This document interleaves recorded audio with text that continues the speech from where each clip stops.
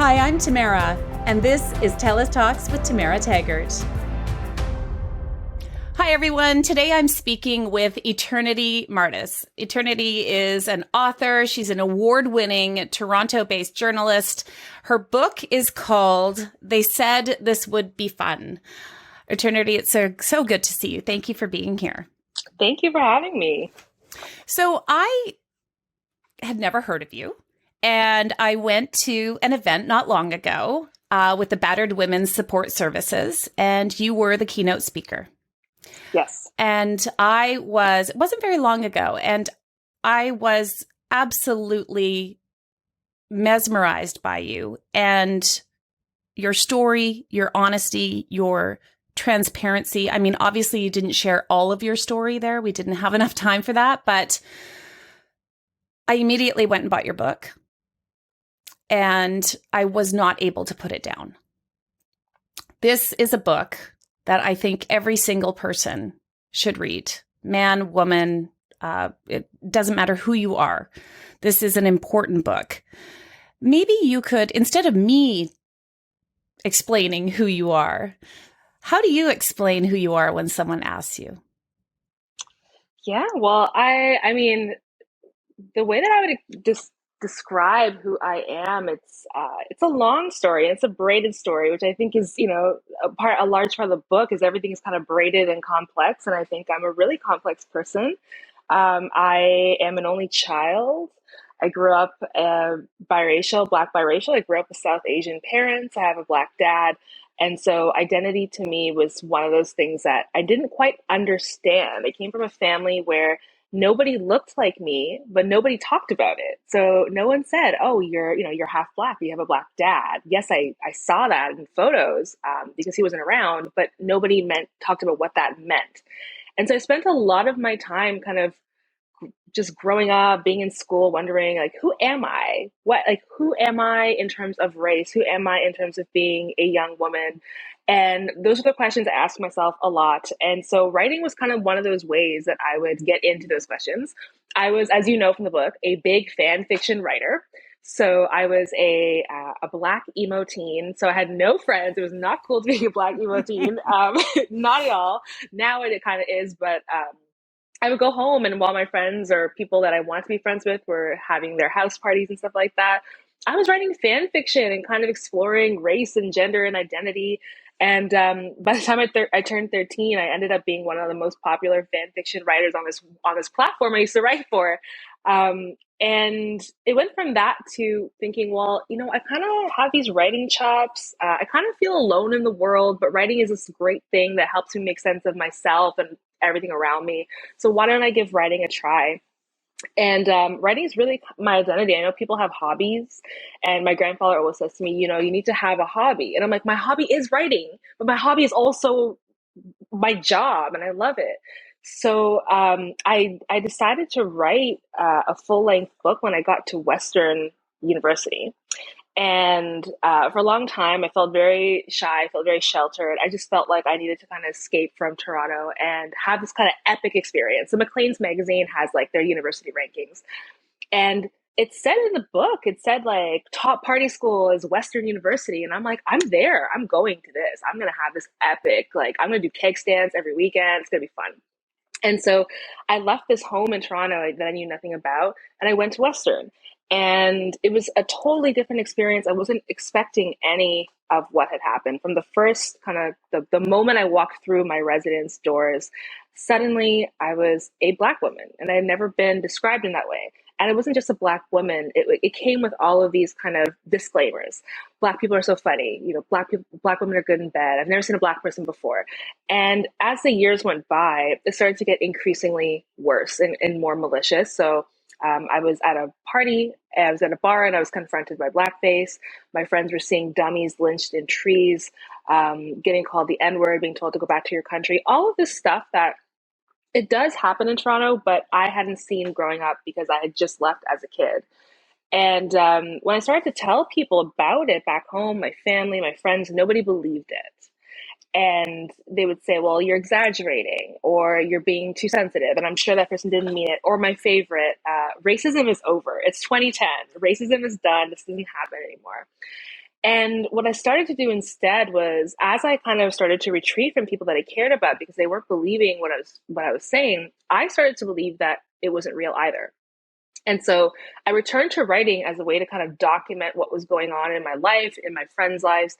And I would write it out so that in case anyone ever said, well, that's not real, I could look at it and I could be like, this happened. And so when people ask who I am, I really think I'm just a writer. I think I make sense of things in that way. And so I wrote this book for 10 years. It's my story, but it's the story of so many other women of color, Black women, Black people on campus, being on a campus where no one looks like you, and trying to navigate that and trying to navigate the effects on your body, on your mind, on your spirit. And that's something that we still don't really talk about. And so a lot of my writing, not just the book, but my entire career has been about exposing the myth of Canada's innocence in anti-Black racism and gender-based violence. So, I mean, there are a lot of things that you wrote about in your book that I can't even believe they happened. I mean, I do believe they happen, but do you know what I mean? That saying of Yeah. it's so outrageous, eternity. Like it It is is. so beyond my comprehension that another person could speak to a person like that or act towards a person like that. And in your book, it's almost, I love the way you wrote it too, how it does braid together. And I love at the end of each chapter how you have your tips. And Yes. I love those tips. Oh, I love them. And, it's, I can't believe that. Well, I do believe it. Sorry, I need to stop saying that. It's shocking to me that somebody can be so cruel with their words and their actions to make somebody feel so like nothing, like they don't belong. And you talk a lot about being the token Black friend, or and how people angry, you were angry, and you wrote something early on in the book, and this line stays with me, and I'm wondering if you can talk about this.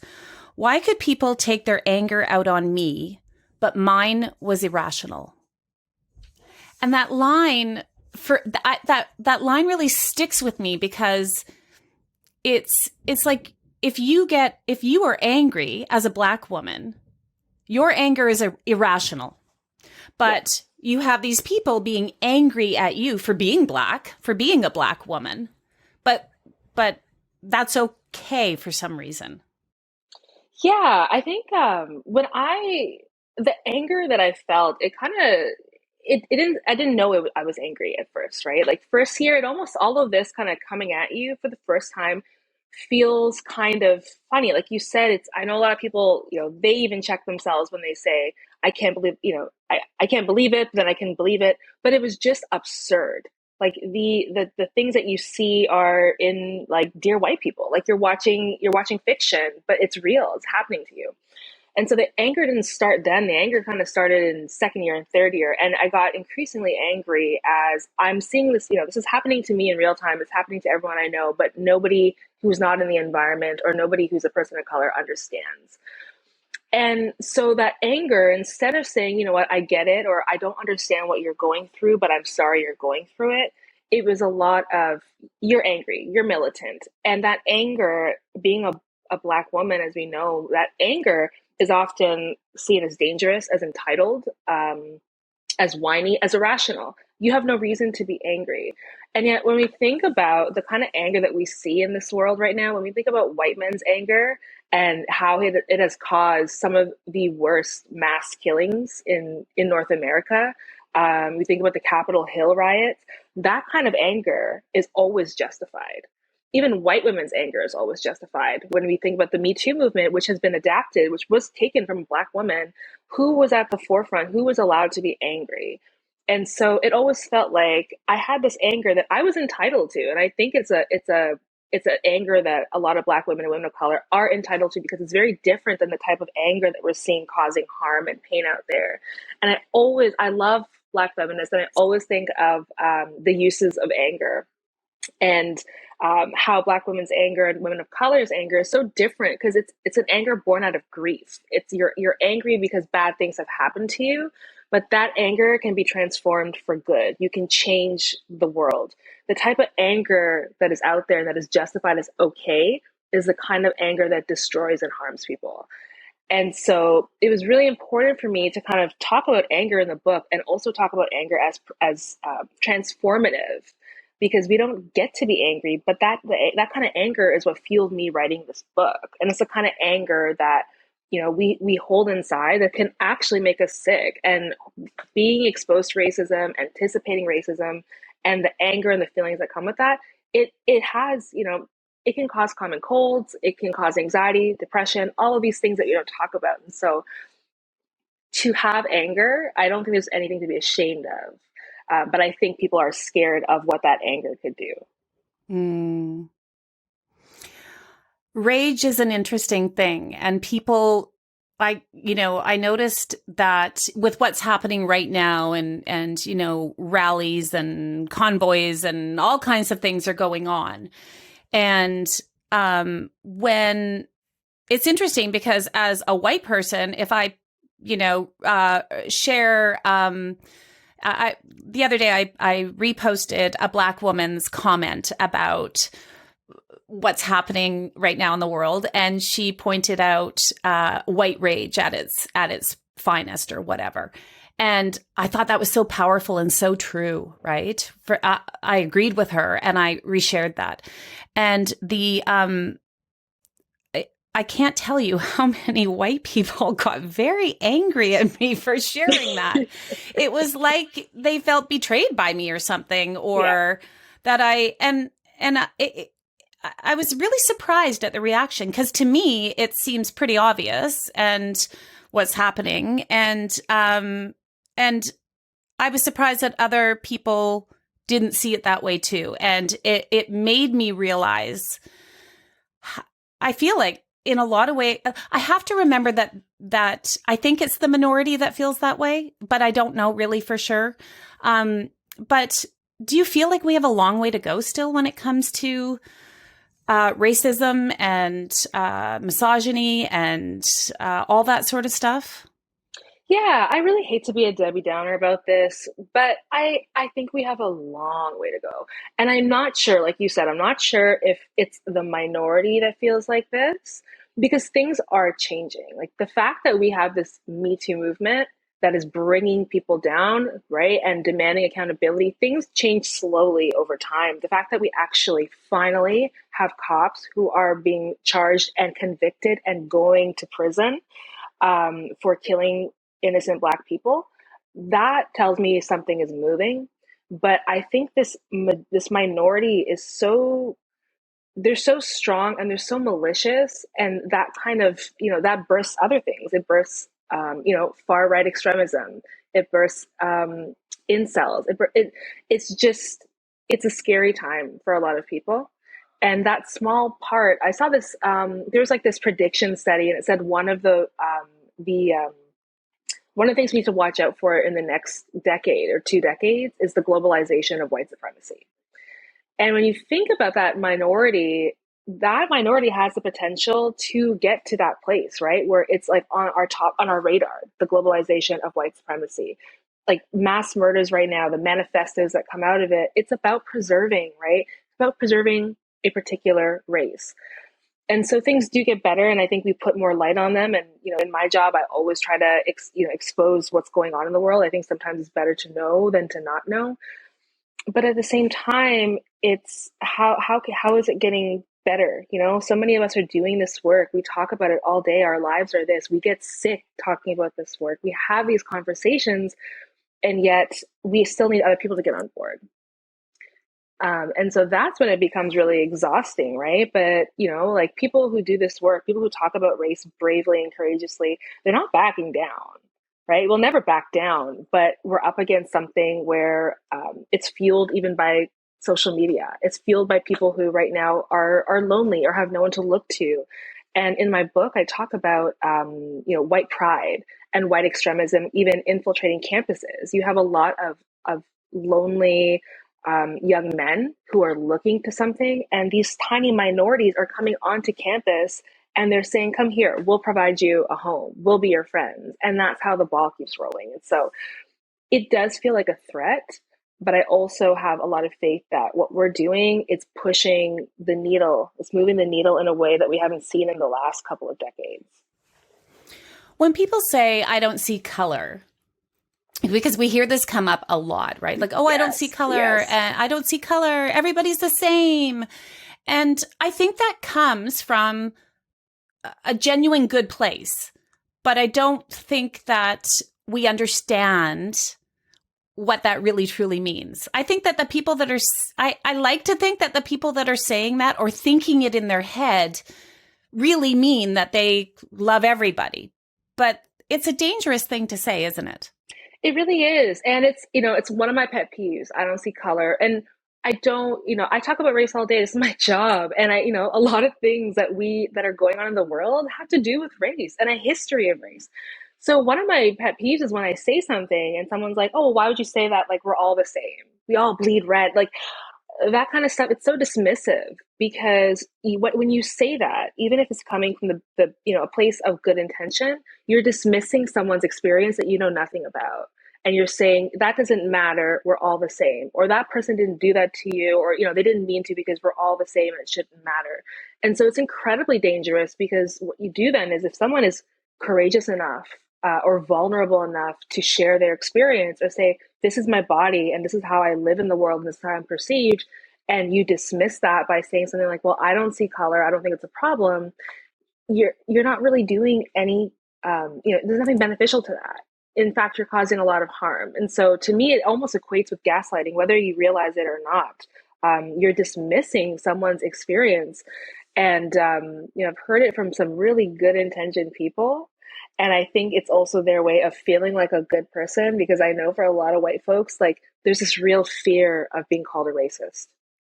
And even if we're talking about something that has nothing to do with them, we could be talking about race as just kind of a social construct. And I do this all the time when I do training for companies, anti-racist training. People get really defensive and are immediately, without being provoked, or like, well, I'm not racist, or my family's not racist. And I'm like, but we're not talking about you individually. We're talking about this system of whiteness. And so there is a real kind of fear. There's a wanting to protect yourself and say, I don't see color, without realizing that you're actually causing a lot of harm. I'm fascinated by that, because I know I've thought that many times. I know for sure. And it's a hard thing to admit when you recognize now that it's wrong. Do you know what I mean? Like, there's a little bit of, there's shame there, right? It's like, oh my gosh, I've said that before. When I first heard, like, this is not a good thing to say. And people have a hard time admitting that, oh gosh, I've been doing something, that's not good. And instead of going, okay, well, I know better now, and I've read these books and I'm listening to people, so I'm not going to do that again. It almost becomes a defensive thing. Like, well, I didn't mean it like that. And it's like, Right. okay, let's just not argue about it, and let's just not do it again. And it reminds me of when I first met my husband. We went on, well, it wasn't when we first met. It sounds very extravagant. We went on a cruise with his parents and his brother and sister. It wasn't like we were engaged by then. And we were on this cruise, and it left from Galveston, Texas. And we're, out to sea, and we're having dinner in the dining room on like the second night. And my husband turned to me and he said, oh my God, it is so white here. And I said, what? And he said, everybody on this boat is white. And I said, oh, I didn't even really notice. And I said, there's got to be some people on here that aren't white. And he goes, yeah, there's one black family. I saw them. And then there's an Asian family, and they're over there in the corner. And I said, how would you even notice that? And he said, my mom is Japanese. I've always noticed it. Wow. I've noticed it my whole life. Mm-hmm. And then I looked at his mom sitting across from me, and I realized that she was one of 4 Asian people on the boat. And I had never, ever, ever considered that before. And it really opened my eyes to something that has never crossed my mind before as a white person. What has your experience been like that? As you know, in university, right? A young Black woman walking into, a university in London, Ontario, and you talk about seeing another Black person walking by and not making eye contact or not. Yeah, I think, like your husband, it's something that you learn to spot very from a very young age, and then very easily, of course. So you walk into any room and you're thinking about your body constantly. And that also depends on, if you feel like you have a body that is considered unruly, if it's your skin tone, if it's your gender identity and expression. And so all of these things you're trained from a very, very early age to understand and see, because one, you're sussing out potential danger. Am I safe in this space? You're self monitoring. Am I talking white? Am I acting white? Should I be in this space? A lot of public space is considered middle class space. It's considered white space. So if I go to a museum, I have to think about what I'm wearing. I have to think about how I'm dressing, and not just, am I going to wear jeans or am I going to wear dress pants? But what is it about my outfit? Can I wear this chain necklace that I'm wearing right now? Can I wear this and go into a middle class space? And so it's all these things that you learn very early on. And most of my life, I lived in Toronto. I didn't see people who looked unlike me. We all looked the same. And when I went to London, that was my mom and I. When she would drop me off on the weekends, I used to go back home to Toronto and visit. We used to have this game where the second we hit like Highbury Road in London, we start counting the amount of Black people we saw, and we would never get past four if we were lucky. And that was in the entire city plus being on campus. And for me, I was often the only Black person, not even just Black woman, Black person in my classes. And when that would happen, at first I thought, it's fine. But you can start to see how people interact with you. A lot of students, especially who went to Western, because it's surrounded by Southwestern Ontario, the first time they've ever seen someone like me is in a movie, and it was probably badly created. It probably was tropey and myth. It was like all about myths about angry Black women. And that really reflected in my experience, because people would not sit beside me. And this is in the book. I would like be at my desk and the whole class would be full.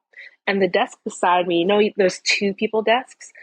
People would not sit beside me. And it was the most humiliating thing. They would take the chair and they would lift the chair and go attach it to a desk where it was already full.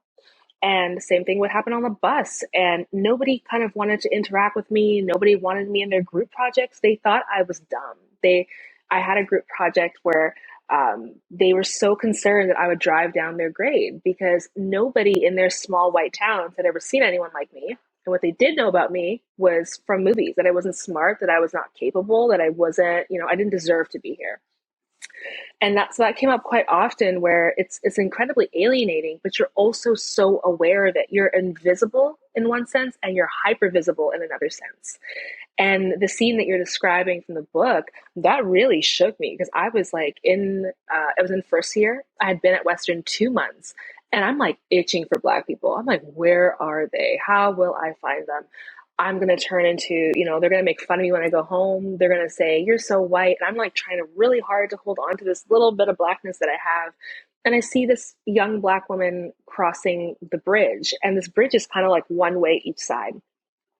And I see her and I'm like so excited. Like I'm daydreaming. I'm like, we're going to be lifelong friends. We're going to hang out like on UC Hill. We're going to gossip and be like, these white people are whack.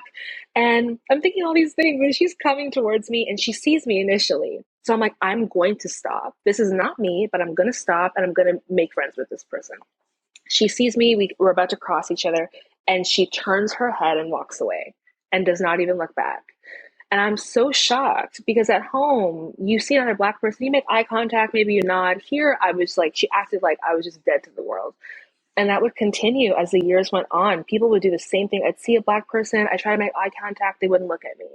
And then I started to do that to people, and I felt really bad about it. But that's how you survive, because the second that you make eye contact with another Black person on a campus of thousands of people who don't look like you become so visible. And in the few times that I did see that happen, I can see why. When I did start to make friends, we would, hang out in the cafeteria, we'd be laughing, and I'd turn around and everyone in the cafeteria is staring at us. And in this like fear and loathing. And so I could see why that would happen. So you kind of do learn that. And when I would go out and, to bars and stuff like that, it was less about who was looking at me and more about danger, because then you have really drunk men coming up to you saying sexually racist things. If you say the wrong thing or you don't give them what they want, then they're going to attack you. And in the book, I talk about this nearly being run over for trying to defend my friend from sexual harassment.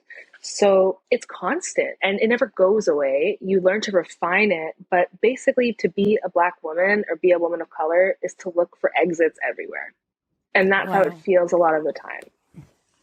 Yeah. Yeah. And I mean, and that's the thing about your book too, is you not only write about your own experiences, but then you insert news stories, news facts. This happened here. This happened here. A young Black man died at the same time that, blah, blah, blah. And that's the punctuation of your experience and then the reality of what was happening around you is alarming. It's alarming to read together because you were, I mean, I just picture you as this, young, excited girl going to university and experiencing what you've seen in the movies, where they, some blonde, bubbly girl goes to law school and Yes. it's fantastic and everybody loves her and she's going to parties and wears cute outfits and all that sort of stuff. And because it is glamorized. And there was nothing glamorous about your university experience. Nothing glamorous about it.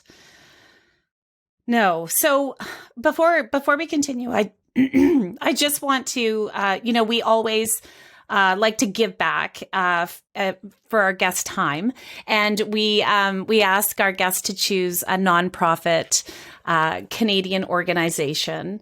You chose the Multicultural Women Against Rape, which is a grassroots women and non-binary people-run collective, which works towards a violence-free world by providing anti-oppressive, feminist peer support to survivors of gender-based or sexual violence. We will be giving them $500 in your name. But I'm curious as to why you chose this organization. Yeah, well, thank you so much. I chose this organization because for those who have not read the book, I'm also a survivor of gender-based violence, of intimate partner violence. And as a Black woman, I felt like no one was really hearing me. And I spent a lot of years after that experience kind of lost and trying to talk to somebody. And by the time I went to seek help, I basically aged out of all these programs. And it was this, after calling many, many crisis lines, it was the Multicultural Women Against Rape line that I called, and they were able to help me, and they got exactly what I was talking about. They knew that it was, to be a survivor is complicated by race, and it was kind of just like this warm hug that I had been looking for. So, I'm forever grateful to them, and they do such amazing work. And yeah, thank you. Thank you for doing that. No, well, thank you. Thank you for choosing them. And like I said at the beginning, it's how I discovered you, is through the Battered Women's Support Services. And, I volunteer with them now, and it's really opened my eyes, how women and women of color, especially Indigenous women, their experience with sexual violence is very different. And it's nonstop, that crisis line. It never stops ringing, eternity. It never stops ringing. And I think that is something that people are not comfortable talking about, what's happening to women in this country, especially women of color. And I know that it's an important part of your work.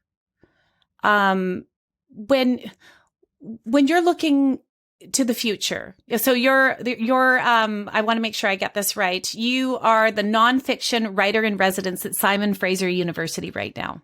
Yes, I am. So what does that mean, first of all?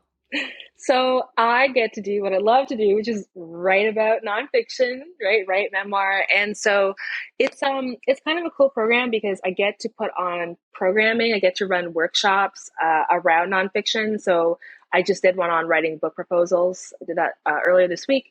So teaching people how to engage, how to write, how to think about nonfiction. And then I get time to kind of work on my own projects, and then I consult. I consult on people's projects. So if they have manuscripts, if they have articles they want to submit, I run through it with them, and yeah, just kind of empower them to write, because nonfiction is so incredible, and I feel like it's always kind of like the little sister of fiction, but there's so much magic in nonfiction. So that's what I get to do for the next couple of months. That's amazing. I mean, I only read nonfiction. So I think as soon as I Me became too. a parent, I only read nonfiction and not just, books about parenting, but I find there's so many interesting stories. Everybody has a story. Everybody has more than one story. And so I'm fascinated by other people's stories, and that's how I learn and try to, educate myself through other people's stories. So how is your relationship with your family? Like when this book came out, how did your family feel about it? Because it's raw. Yeah, so I may have not shared with them what the book was about until maybe a few weeks before it was released. Wow. Wow. Wow. Yes. So I like my family in a lot of, South Asian families, we don't talk about sex. We don't talk about partying. You just get good grades. You do you. Boys, you don't do that. And so my mom was very liberal, as you know from the book. Like my mom was a total wild child. And so, my grandfather is such a loving man. I come from such a liberal family. There were never any gender expectations placed on me. It was just like the perfect upbringing. But still, all the stuff that happened, I think there's a real fear when you have a family that loves you and you tell them something like this, the potential for them to turn around and say, well, why did you do that? Or, why did you get yourself in the situation, was really terrifying to me. So for years, they knew I was writing a book. They knew I got the book deal. And every time they would ask, like, what's your book about? I'd be like, my life. And that was it. And they didn't ask questions because they didn't quite understand. They don't really understand writing. I'm the only writer in the family. And when it came out, I just said, look, here's my book. There are a lot of things in this book that I think, you're not going to know. And I'm happy to answer any of your questions. And it was, oh my goodness, it was so emotional. And there was a lot of pain and sadness. And my grandfather, he was just like, we didn't know how we could have helped you. And I said, like, you couldn't have helped me. This is an experience that we have, right? We become young adults and we go and live our lives. And when we're away from our families, and sometimes even when we're in our families, right, we experience these things. We experience racism, we experience sexual violence, abusive relationships, just trying to fit in. This was a part of my journey. I'm not, I don't regret that any of this happened, but it was really hard for them to understand that, and for my mom as well. And like my mom and I, my dad was never really around. Her and my grandparents were my only parents, and it was just a lot of like, if we had done this right, if we had done that right. But they had been so supportive. One of the best things about this was before I had written the book, they didn't quite, even though my mother had birthed me, she didn't quite understand what it meant for me to be a Black woman. And they really get it now. We went from not talking about race to my grandfather would be like, I saw this article on anti-Black racism, like, and we'll talk about it. Or, I'll go through something. Instead of my mom dismissing me, she's really invested. She's like, who are we beating up? Like, she is like, she's really there, and they get it. And I think it's made our relationship so much stronger. Oh, wow. And it's nice. And one of the best things about it, and for those who, have brown parents, there's always this, or Asian parents, there's this real fear of, like, in our families, it's all about optics. Well, what would that person say? Well, if you did this, what would, like, that cousin say? And I said to my grandfather, is this okay? Like, are you going to be comfortable with me going into a space? And, am I going to embarrass you? And he's like, no, I don't care what they say. Right. And so it was really, I think it needed to happen. I think this whole journey needed to happen. And we're in such a good place. I love that. That makes me feel Yeah. so good because reading about your family and your mom and yeah, Yes. this woman, it's pretty incredible. You are incredible. I can't wait to read your next book, whatever that is. Are you writing another book? Yeah. Yes. So I have a 2-book deal. So Oh, I am working. I was thinking about fiction, I'm thinking about nonfiction. I just honestly, I just want to write books. I want to write all the books. I love yeah. books. So I'm hoping that, I'm still kind of like on this very long, exciting book tour. So, Yeah. I'm trying to kind of taper off and get back to writing. But yeah, I'm just enjoying it. I'm enjoying every moment of this. So You should. You should, because you are a gift. And if you have not read, they said this would be fun. This is the book. It's available wherever you buy your books. You can find Eternity and her amazing work on her website, which is Eternity Martis. That's MARTIS.com. And you can also follow Eternity on Facebook if that's your thing. Or on Twitter at eternity-martis. Eternity, thank you so, so much for your time. thank you, Tamara. Thanks for listening to another episode of TELUS Talks with Tamara Taggart. Be sure to subscribe so you can join us every Tuesday for another conversation. You can also check out our website, telus.com/podcast, and subscribe to our YouTube channel at TELUS Talks.